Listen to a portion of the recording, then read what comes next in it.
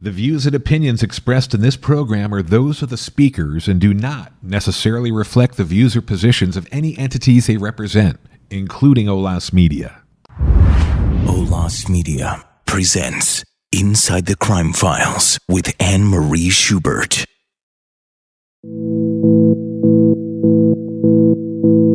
So it seems that he had some underlying difficulties, but could it have precipitated the murders? Not in and of itself.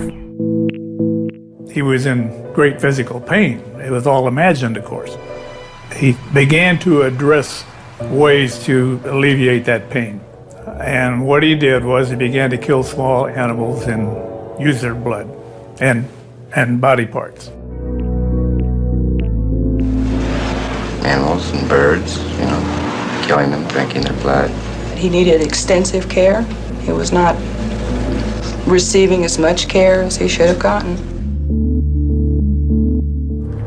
Victim was found in the residence and that she had been, they believe, shot and had been opened up with a knife.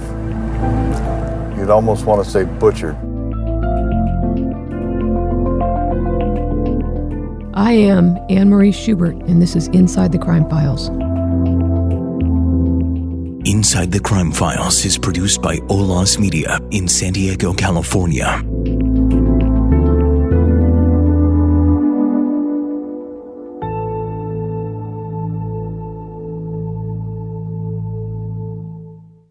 Welcome to Inside Crime Files with Anne-Marie Schubert. I'm Anne-Marie Schubert, and this podcast takes listeners inside and behind the scenes of the investigation and the prosecution of some of the most horrific and notorious criminal cases in California history.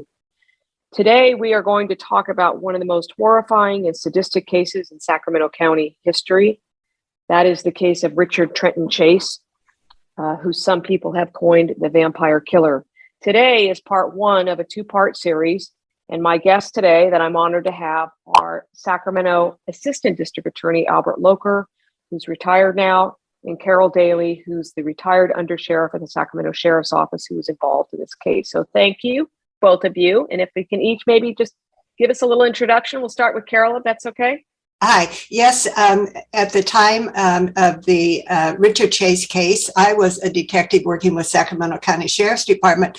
During that time, Anne-Marie, as you remember, we had gone through 2 years of terror in the community with the East Area Rapist.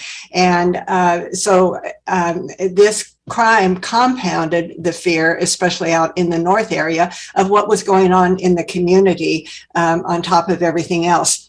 I was full-time assigned to the task force for the East Area Rapist, but was also pulled back into various homicide investigations for interview purposes or follow-up purposes. And at this time, I was working with my partner, Sergeant Jim Bevins, and we were called into this investigation to make contact with the Ferreira family. And this was after the baby had been kidnapped, to try to put them at ease and let them know we were doing everything that we could.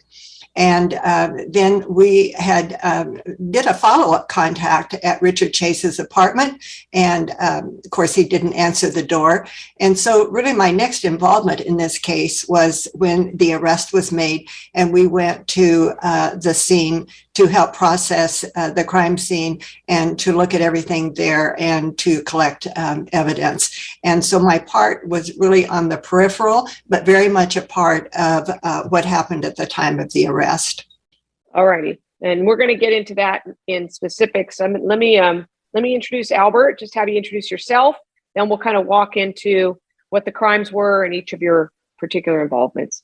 My name is Albert Locher, and as Anne-Marie said, I was eventually the Assistant District Attorney of Sacramento County, but going back to the time of the Chase case, I was fairly new in my career. I'd been with the DA's office about 1.5 years, and after the arrest, the crimes had been committed in the arrest, Ron Tochterman, who was at that time in the DA's office, was an Assistant Chief Deputy.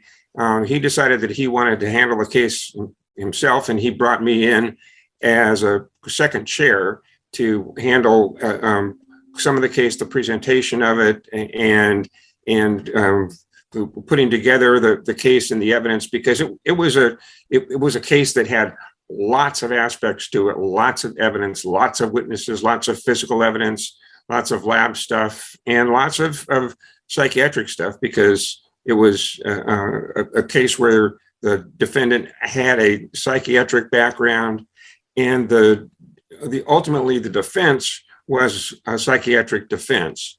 So I became involved he was arrested on a Saturday. I became involved on the Monday or Tuesday and was perpetually involved with it to the end of the case. Carol, just tell us, how long were you with the sheriff's office? I hired on in 1968 and retired in 2001. So the first few years of my career, I specialized in crimes against children and worked sexual assaults and 7 years in the homicide detail before I promoted to sergeant in 1984 and spent a couple of years in internal affairs. After that, my investigative career went more to community service and administrative assignments. And then, Albert, how long were you a prosecutor before you retired? 37 years, 3 months, I think 13 days, but who's counting? Something like that. Okay. Well, the point to me for the listeners is the two of you represent kind of the institutional knowledge, not only of this case, but just of law enforcement in Sacramento. So hopefully the listeners understand that you two have some amazing experience and bring some facts to this case that perhaps people don't know. So let me start off by telling folks that this is, even for someone like myself who's seen a lot, and all of you, this is a very, very disturbing case. So some of the facts that may come out today in this podcast are very disturbing. So I just want to give the listeners that sense of what we're talking about here. Let me just kind of describe the crimes. Albert, if at any point, or Carol, if I miss some significant details, please let me correct me and make sure we fill those in. There were many things that led up to this killing spree, and that's really why we have our guests here, kind of talk about what led up to it, and then how did you get through the investigation and the trial. But essentially, just to give the listeners an idea, during a 1 month period of time from December of 1977 to January of 1978, Richard Chenton Chase killed 6 people. And that initially began, there's a lot of other stuff leading up to it, which I'll let Carol and Albert talk about. But the killing spree, began on December 29th in 1977 when Chase shot and killed a gentleman by the name of Ambrose Griffin, 51-year-old engineer who was getting groceries out of his car. This all occurred in a fairly small part of Sacramento, the Arden Arcade area. And that was what was believed at the time to be a random killing. And then about 3 weeks later, Richard Chase broke into a home on January 23rd, 1978. He ransacked that house. He stole money. He then urinated on clothing and defecated on a child's bed.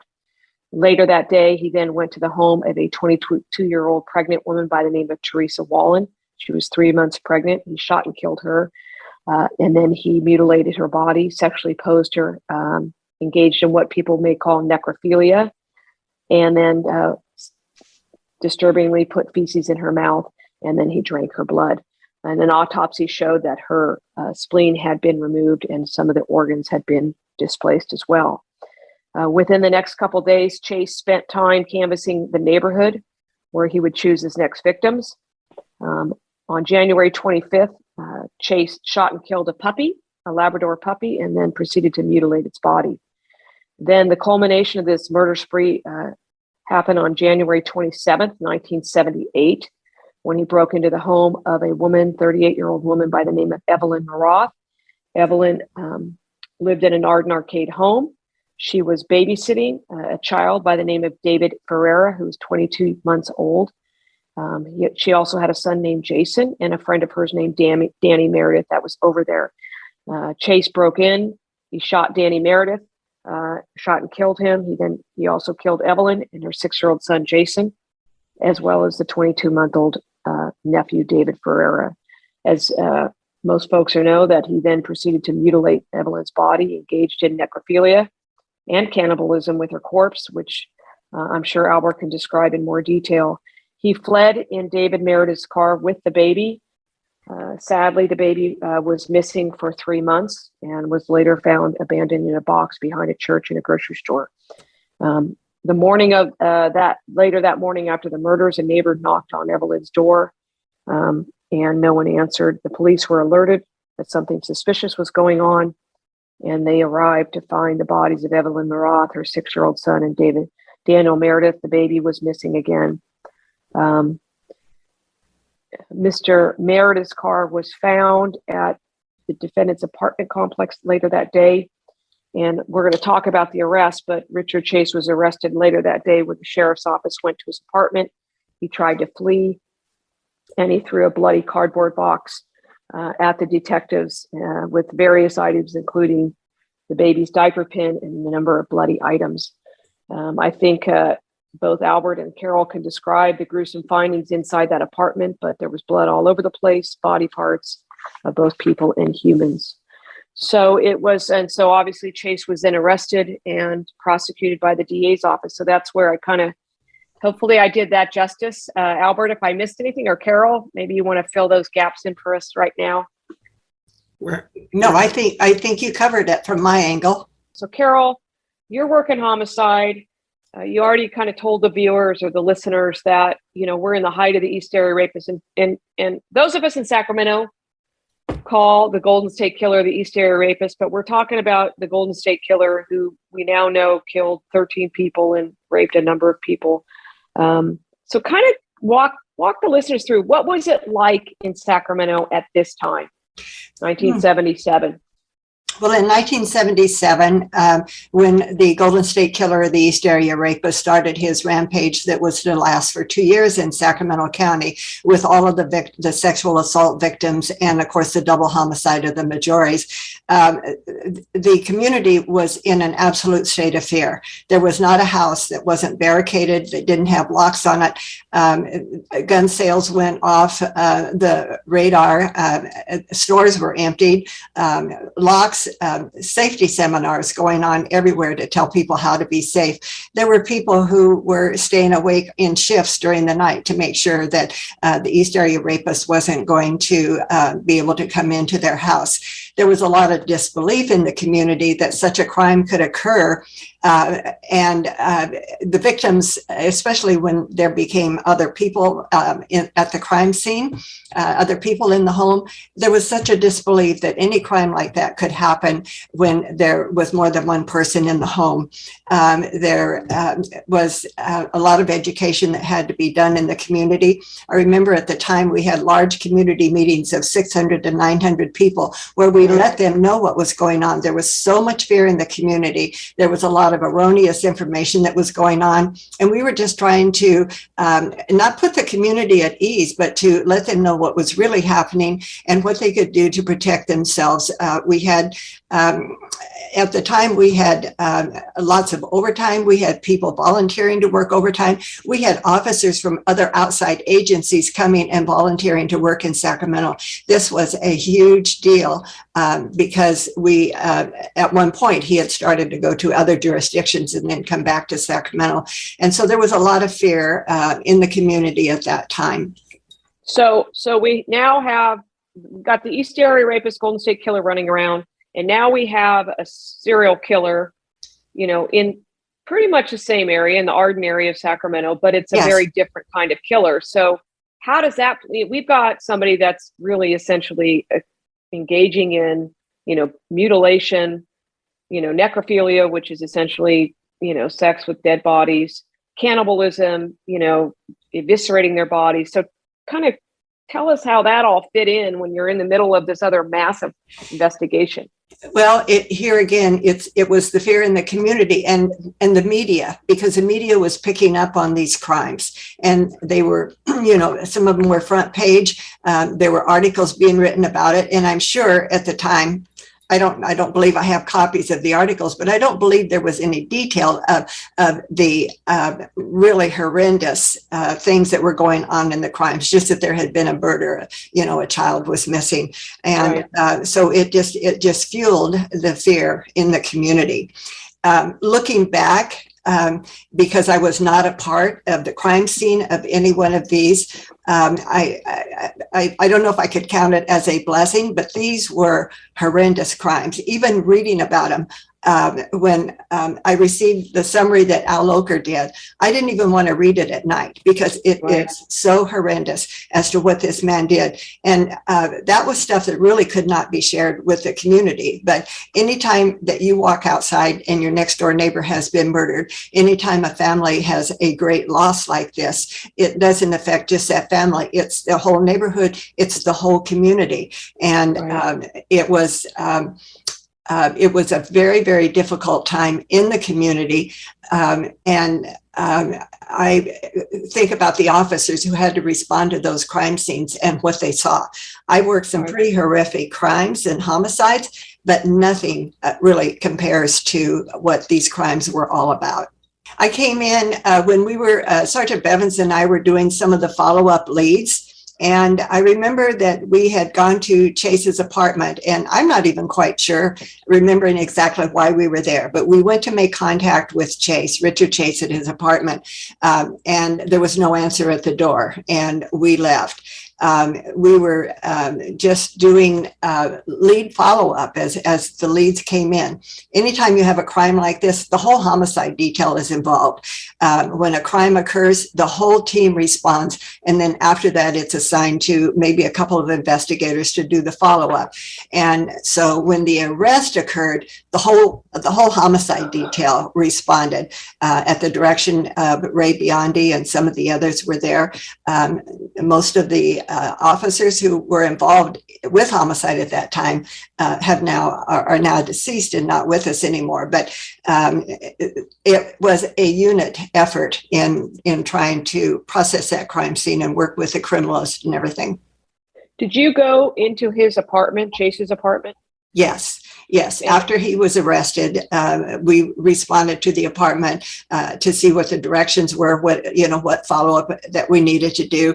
And I remember the horrificness of the apartment, but mostly what I remember is opening the refrigerator and opening the freezer and seeing body organs preserved and ready for him to eat. And it was so real. When you open our freezer, maybe you see chicken or roast beef, and open his refrigerator and freezer and you see body parts, and knowing that he was going to consume them. It's hard to even wrap your head around it. It's hard. Right. Yes. Yes, I understand that. Let me talk to Albert for a few minutes. So Albert, you, and dare I ask, but how long had you been a prosecutor at the time you got assigned to be kind of the second chair of this case? I'd been a prosecutor about a year and a half, maybe even a touch less than that. I had a very unusual career path in the DA's office from my first few years. And this was probably the most out of the usual thing that involved me. But I was asked to participate in the case, and I did. And Ron, in the end, trusted me with a lot of things, and I had a lot of responsibility. And it was a fascinating experience from so many points of view. I can only imagine. When you and I were talking kind of a couple of weeks ago in preparation, you described Chase as a sexual sadist to me. And, perhaps for the listeners, you can kind of describe what does that mean? And then we'll kind of talk about his mental health history leading up to all this. Well, a sexual sadist simply is somebody who derives sexual excitement, sexual gratification from being sadistic with other people and doing sadistic things with other people. And Chase had a psychiatric history that involved other things, and he had other diagnoses. But in the end, when you looked at all of his history and the things that he had done, and certainly the things that he did in this case, he also met the diagnostic criteria for being a sexual sadist. So let's talk about his mental health history, because just to give the listeners an understanding, he gets charged in Sacramento County with what, 6 counts of murder, I assume? Yes. And then a decision was made back at the time that the office would seek the death penalty against Richard Chase, correct? Yes. So just to tee this up, when you're seeking a death penalty, you have to do two phases, right? What we call a guilt phase and a penalty phase. A guilt phase and a penalty phase. And then in a case like this, where there's also an insanity defense, you have to do a third phase, which is the sanity phase. So it's actually a 3-phase trial. So what came first, guilt or sanity? Guilt first, then sanity, then penalty. Okay. So before we kind of talk about the trial, maybe, in preparation, I assume that the whole defense for Chase is not that he didn't do it. It was he's mentally disturbed and shouldn't be held responsible. Yes. That's not to say that the defense didn't try and punch holes in some of the he did it kind of stuff. And in particular, there was an effort made. It's a little complicated factually to explain how this came about, but there was an effort made on the part of the defense to punch holes in the evidence that linked Chase to the Ambrose Griffin killing, the man who was shot out by his driveway getting the groceries out of the car, because that didn't fit the pattern of the crazy psychotic guy. Right. And so to the extent that the defense could knock that out of the pattern, it would fit more with the picture that they wanted to present than if we have this, and actually a couple of incidents that led up to it to sort of indicate that Chase was building up to this and testing the waters, and finally when he killed Griffin and found out that he could kill somebody and get away with it, then he started doing what he really wanted to do, which is breaking into homes, mutilating people, engaging in sexual sadistic acts. And right. So go ahead. Yeah, the point you make is really valid, which is you are there as a prosecutor. You have to show what we call premeditation and deliberation, which means that he thought about it. He had an intent to kill, those kinds of things. And you've got a guy with a psychiatric history. Start with his psychiatric history, because you know this stuff very well, Albert. Like, what did it include? And then how did you prepare yourself for presenting this or having the prosecution team present this? He had a psychiatric history that went back several years. He was born in 1950, so he was 27 and I think May of 1950. So he's 27, not quite 28 when he's committing these crimes. His psychiatric problems had really started, in retrospect, some of the things where he started to change happened at the end of his high school time, but really more when he was in junior college. He started becoming more separate from people, isolating himself, those sorts of things, and eventually he wound up having psychiatric evaluations and was placed on a psychiatric conservatorship, and was on a psychiatric conservatorship for about a year, and was in a locked treatment facility. But during the time he was there, his psychiatric condition improved somewhat. And the conservatorship only lasts for a year. It can be renewed, but there was no real thought or effort given to renew it at that point. He seemed to have improved somewhat, and he wound up off the psychiatric conservatorship.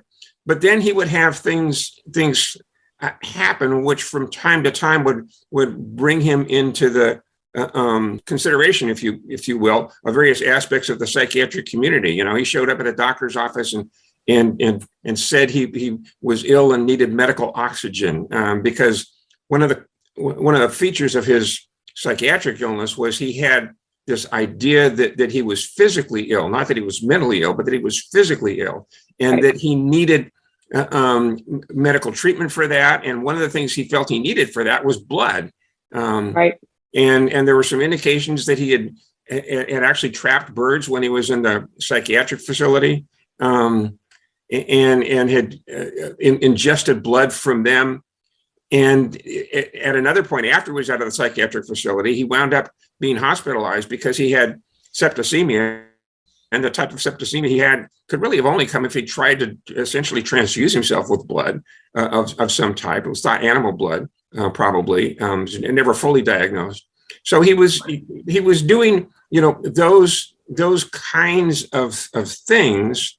But at times, in his interaction with people, he would act bizarrely. He was withdrawn, but he was also capable of interacting somewhat normally from time to time, certainly with his father and with some other people as well, but withdrawn. So let me ask this in terms of his mental health history, because I know you mentioned, he was institutionalized here and there, he got medicated, but some of the things that, maybe are the most graphic is, tell the listeners about what he did with rabbits. Well, he basically he got rabbits and butchered rabbits, and would he probably tried to ingest somehow the blood of a rabbit, and that's how he got septicemia. And his excuse, and there's truth to this, is that he was using them for food. Rabbits are not a big food in this country, but in some parts of this country they have been historically, and in other parts of the world, rabbits, dogs are sometimes used for food. But he was using rabbits that way, and he was using dogs that way. There was a period of time in the several months leading up to the murders where he had either gotten dogs from the SPCA or he had kidnapped dogs from people's homes or things like that. And he'd eaten the blood, eaten the organs. At one point, having kidnapped a dog, the dog had a collar with a tag on it with identifying stuff. The family had put an advertisement out for the dog. They didn't know what happened to the dog. They were trying to find the dog. Chase called them up to torment them a little bit about, what's going on with your dog and stuff like that. And eventually that was all linked back to Chase, because when his apartment was searched after the arrest, the collar with the tag for that dog was in his apartment. Oh my goodness. He also, if my memory's correct, he also killed his mother's cat and he killed his mother's cat. He killed his mother's cat right out in front of her front yard. He'd come over, and it got into a point where his mother wouldn't let him in the house sometimes. His mother lived there with her mother, his grandmother. And they looked out, he wanted to come in and they wouldn't let him in. And then they heard a big bang, a loud noise, and looked out, and Chase was out there and he was holding up the cat by the tail. Cat obviously dead and bloody. And he took his hands and smeared some of the blood around his neck and his upper body. And then you also, part of his mental health history, didn't he go to Lake Pyramid and do something with a bigger animal? Well, at Pyramid Lake, this is an odd sort of incident. He was found at the Pyramid Lake area, which is in Nevada. And he was basically out sort of this is desert. There is a lake there, but it's sort of a sandy area. He had a vehicle at that time, a Ranchero pickup truck. It's a pickup truck made to look in some respects like a car, but it's a pickup truck. And he had this for a while. He's out in the middle of nowhere there, and he gets spotted by rangers who go and see what he's up to. He had 2 rifles in the car, a 30-30 and a 22. His vehicle was stuck in the sand. He couldn't get it out. And there was like a bucket or some sort of container in the back of the vehicle that had an organ in it, and it turned out to be a liver. And at first the officers didn't know what it was. They were concerned. He was taken into custody. He was in custody for a few days, but lab tests came back and showed that it was a cow liver. And they couldn't match it up to any, crime with respect to cows. So they released him. They kept the But wasn't he running around naked in the desert? Yes, I'm blood sorry. all over him? Yeah, he was. Yeah, when they got out there, he's out there running around naked, and he's got blood smeared on him, and he's got this pickup truck with the rifles and the cow liver in it. And you know, they asked him what he was up to, and he gave some answers that really didn't make any sense. But then in the end, they ultimately kept the rifles. They released him, and they wouldn't give him the car at first. And his father tried to help him get the car back without success. But Richard on his own somehow got the car back from the police agency up there. This all goes back to August of '77, which is, you know, it was the following December when Ambrose Griffin was shot. Okay, so he gets arrested for this mutilation of this cow. He's released. You described that it's, you know, sometimes he could act normal. He's weaned off his medication, and now we're 4 months or so before the Griffin murder. So he obviously gets a new gun, right? He did. He got completely lawfully, except that first of all, you have to say that, you know, gun checks and the procedures and mechanisms for doing that in 1977 were not what they are today. Right. But he went to a sporting goods store and he purchased a gun. It was a pistol. It was a .22 caliber pistol, but a Luger style. And he had to wait for a couple of weeks, the waiting period for a background check. But he went through that and picked up the gun on December 18th. So how does this all, you know, when we talk about preparing a case, here you got to prepare the guilt phase and you've got to show premeditation deliberation. Maybe you can describe for the listeners, okay, there's no question this guy has a serious psychiatric history, right? He's engaged in, he's obviously killing people, necrophilia, cannibalism. You know, what are you doing as a prosecutor to put on evidence or to prepare for the jury to show, no, even though he's got some mental health issues, he still has the ability to form intent to kill? Well, you know, without going into a law school class and all the different elements that are composed in both the insanity defense and the mental states necessary for murder, you know, malice of forethought, premeditation, those kinds of things, we're basically looking at whether or not the person knew what they were doing. In other words, did they know that they were cutting up a human being, or did they think they were cutting up an orange? Right. And then did they were they capable of planning and reflecting on this? Did they know that what they were doing was wrong? Those are the kind of elements that go into this. And so from our point of view, we were looking at all the evidence that would show that he engaged in reflective behavior, planning behavior, that he knew that what he was doing was wrong. And as it turned out in this case, there was a lot of that kind of evidence. There was a whole sort of building up, if you will, from the time he got the gun in mid-December until the time he killed Ambrose Griffin. There was some sort of random shooting around the neighborhood, and then he shot into a house on around December 25th or 26th. He shot into a house, just into a wall on the side of the house, late at night. And then a couple of days later, on December 27th, this is 2 days before Ambrose Griffin was killed, he shot into a house where there was a woman standing at what was her kitchen window. She's doing the dishes, and a bullet came in through the window and actually went through her hair, went right through here, there through her hair, wow, and lodged in the cabinets behind her. And that bullet ultimately came back to Richard Chase and Richard Chase's gun. So he was trying to kill her, not quite as good a shot.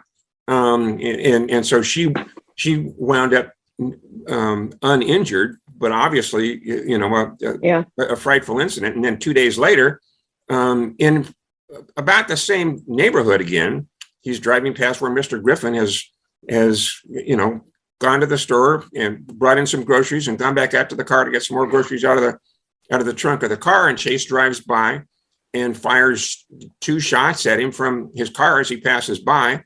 One of them misses completely, but one of them hits Mr. Griffin in the chest, and he dies. And so from our point of view, then that's sort of, building up, testing the waters kind of behavior, because after he did that, he had bought some ammunition when he bought the gun. But after he did that, a couple of weeks later, he went back and he bought 3 more boxes of ammunition. And he went out and practiced somewhere, because in the end, the number of rounds of ammunition that were found, in his gun, in his apartment and stuff like that, did not add up to the number of rounds of ammunition that he purchased. So he got out and practiced somewhere in the middle of January. And then it was on January 23rd that he first broke into the Edwards house. There was nobody there. And stole some things, but also did some bizarre things. He defecated. That's the one he defecated. Defecated on the bed and urinated into a drawer of clothing. The Edwards came home when he was there. He managed to get out of the house and get away. They saw him and they yelled at him, and he said, "Oh, I'm just jumping the fence to take a shortcut," because that's what he did. He jumped the fence there. But when he did that, he was wearing a blue coat. He went home, which wasn't a long distance away for him, and he changed to an orange coat. So this shows that he knew that he'd been seen somewhere and he ought to change his appearance. So he changes to an orange coat, and then he goes and ultimately goes into Teresa Wallen's house, where he shoots and kills her and mutilates her, leaves her sexually posed, as you indicated. And then 4 days later, and one thing that's significant to point out is in that scene, he wore gloves. He wore Playtex kitchen gloves. We know that he did because those gloves have a fingerprint pattern on them. It's not the fingerprints but it's sort of for friction and handling dishes and stuff like that.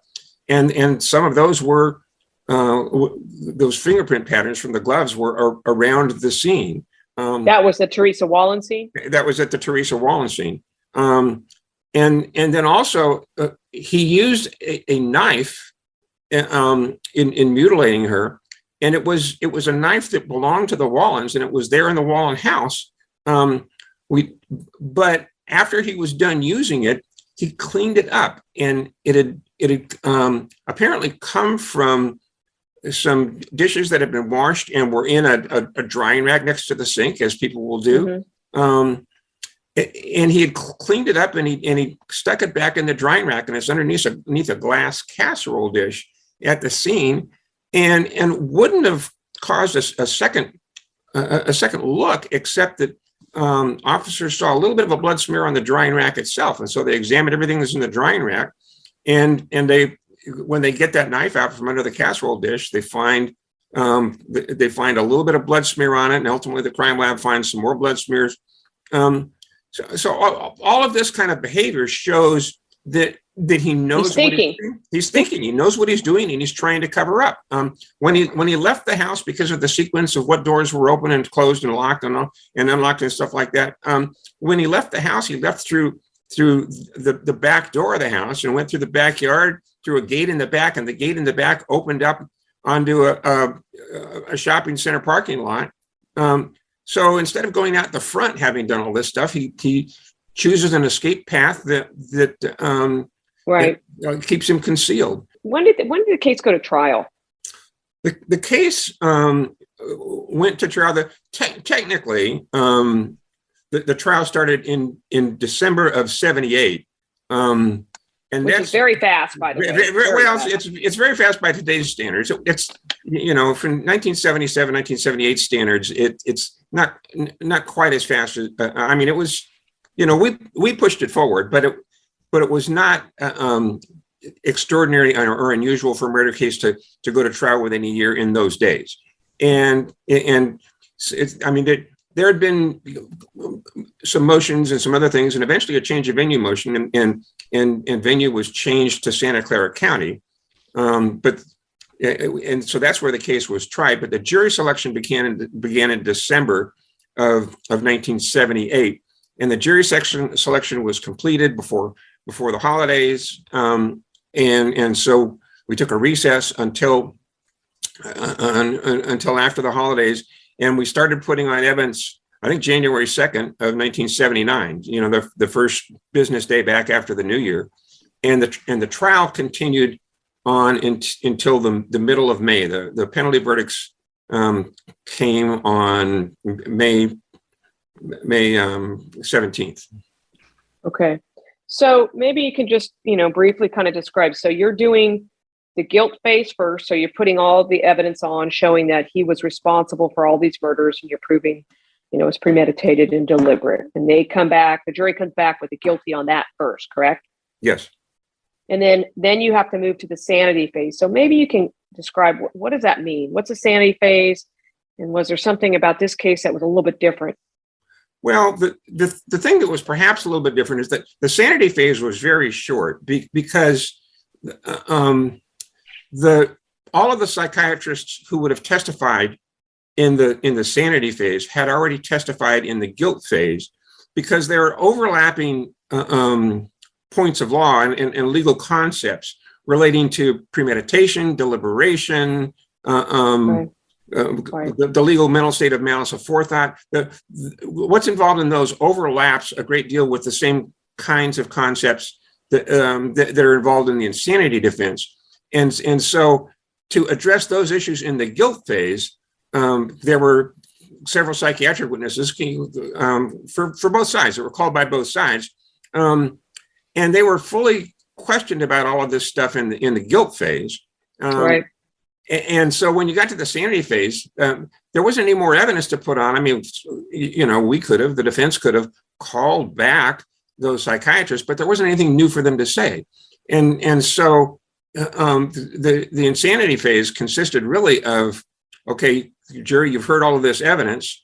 Now this is what the law of insanity is. You decided some issues related to this case under one standard, which are the mental states necessary to be guilty of murder. Now, if the mental state's guilty to be considered for sanity, this is the legal standard for that. And both sides argued, and the judge gave instructions, and then the jury went out. So the sanity phase itself was very short. Okay. So I assume they obviously found him sane, correct? They found him sane, or we wouldn't have gone on to the penalty phase. Okay. So then penalty phase is reserved for death penalty cases. Maybe kind of describe what's the purpose of the penalty phase and what happened in this particular penalty phase. Well, the purpose of the penalty phase is to decide whether or not this extraordinary penalty provided for in the law is appropriate in this case for this defendant. And so you look at both what are called aggravating factors and mitigating factors. And the standard of relevance has a certain amount of breadth to it. There are things that would come in at this phase that wouldn't come in before this. The impact on the victims' families and those sorts of things. Other criminal conduct that the defendant might have engaged in, although I don't think in this case we had much of that nature to put in. That certainly nothing much that would have eclipsed what the jury had already heard about these murders. Right. And then the defense has a chance to put on, mitigating kinds of things as well. And members of the defendant's family can come in and talk about the defendant in his background and those sorts of things in ways that would not have been relevant before. So you get this more complete picture, not just of the crimes, but of the whole person to see whether or not they are worthy of this punishment. And then the jury is instructed on the legal standards for that. Both sides argue for this, and then the jury goes out and decides: does the defendant get the death penalty or get life without parole? Carol, did you testify in the trial at all? I don't believe I did. Okay.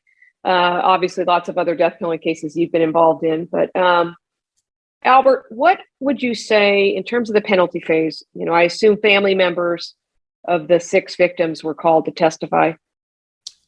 Yes, and I can't recall the specifics of who all did, but absolutely.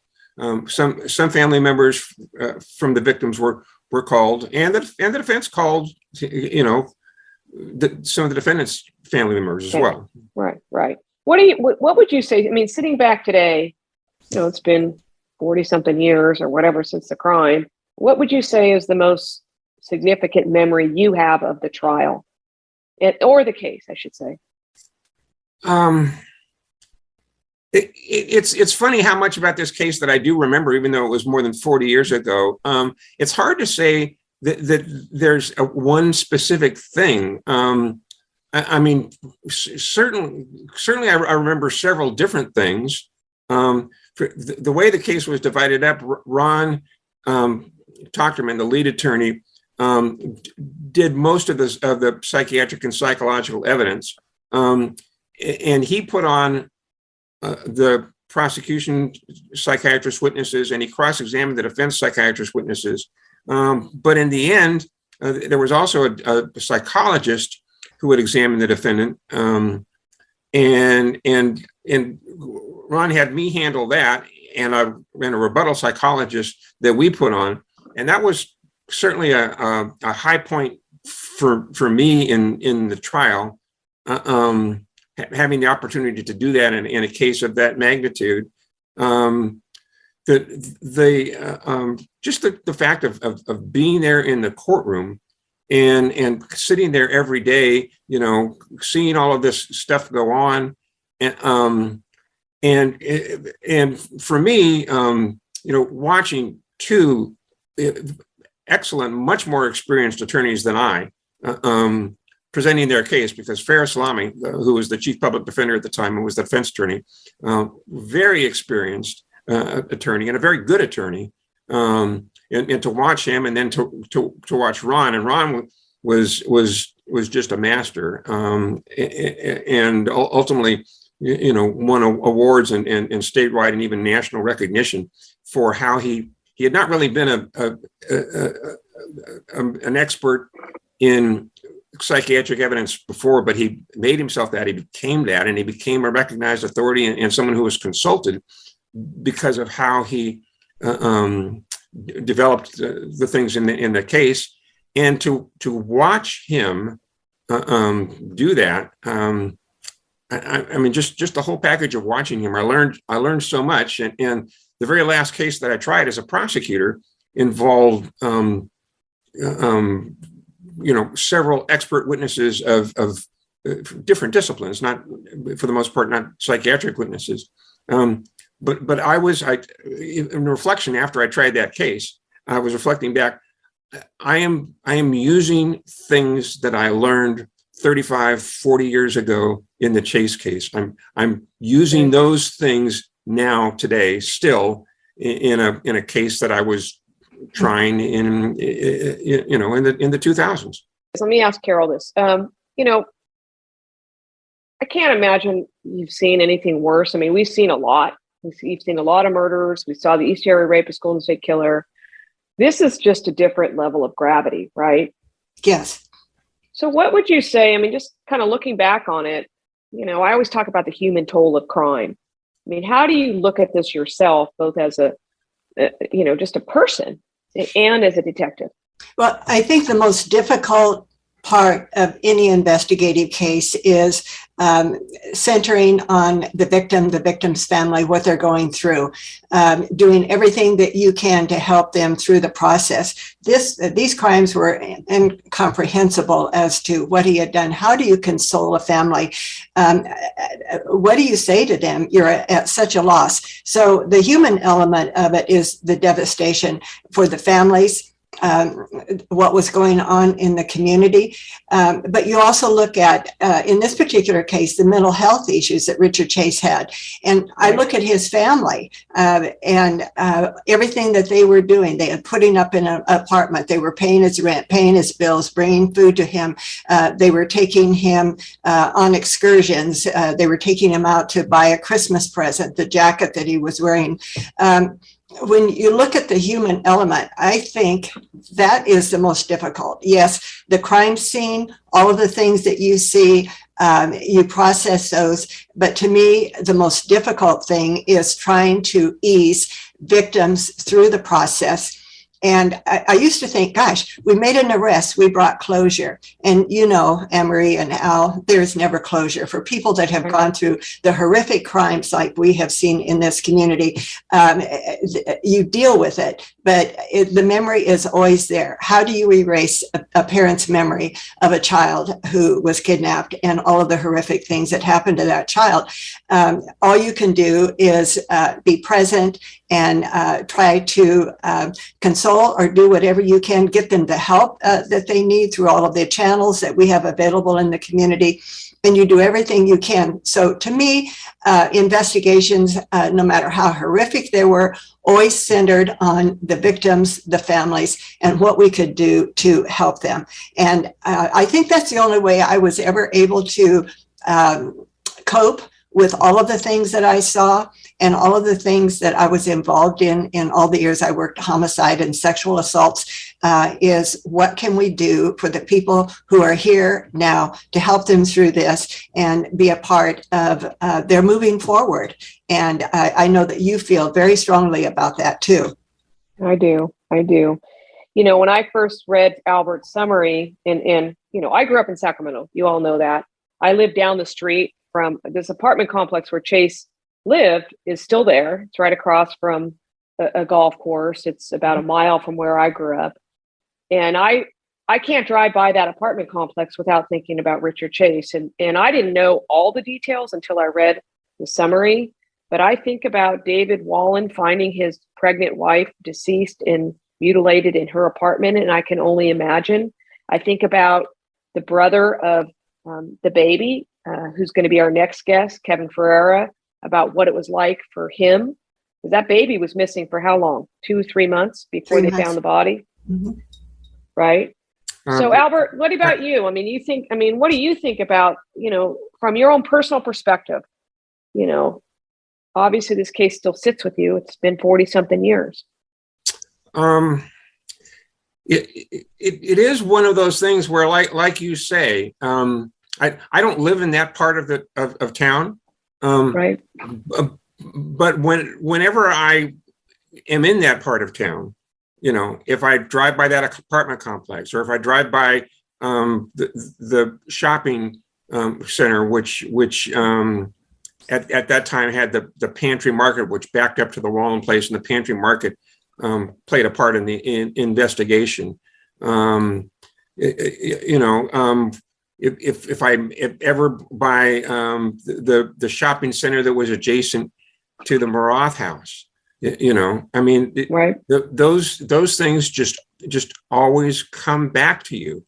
And it's hard not to have those. I mean, I can't go by those places without having those things come to mind. And then you start thinking not only about, well, it looks different now, which some of these places do. It looks different now than it looked in 1977, 1978.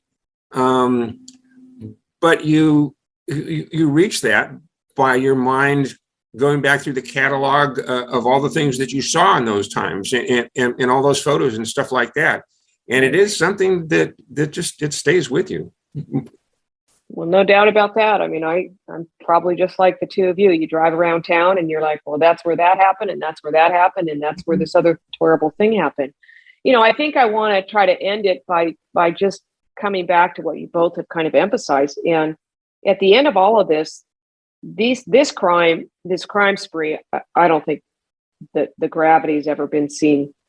I mean, we've seen a lot of bad crimes, but the necrophilia, the cannibalism, all of those things are what makes it so horrific. But we can't ignore, and I'm always going to say this, the human toll of the consequences of these crimes. Not just, I mean, what he did to these poor human beings, but to their families, to the community. And so I just want to say thank you to both of you, because that's always been your guiding light. Albert, you've been a model prosecutor to me for many, many years. Carol, you're the best of the best in terms of investigation. So I just, any final thoughts? One thing that I would mention that perhaps the listeners might not know, that we haven't mentioned here, is, Richard Chase was sentenced to death. He was on death row in San Quentin.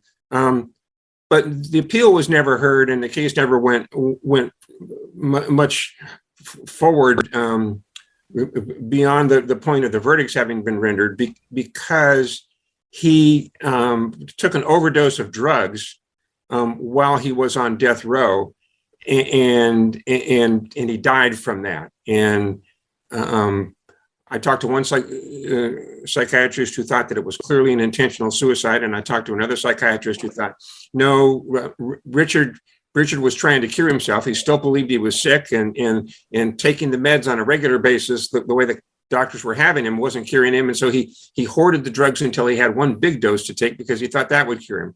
I don't try to go into the mind of Richard Chase to figure out which it was, but Richard Chase, about 2 or 3 years after the verdict, died on death row in San Quentin, and so that's why we don't have any of those later proceedings to talk about, because Richard Chase was gone. Good to know. Well, thank you both very much. I really appreciate it, and I look forward to doing the second part of this series, and that will be with Kevin Ferreira, who is the brother of the baby that was killed by Richard Chase. So thank you both very much.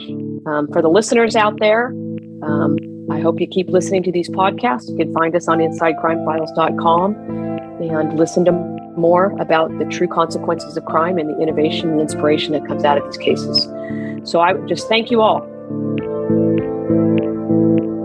Inside the Crime Files is produced by Olas Media in San Diego, California. To listen to more episodes, visit InsideCrimeFiles.com. I am Anne Marie Schubert, and this is Inside the Crime Files.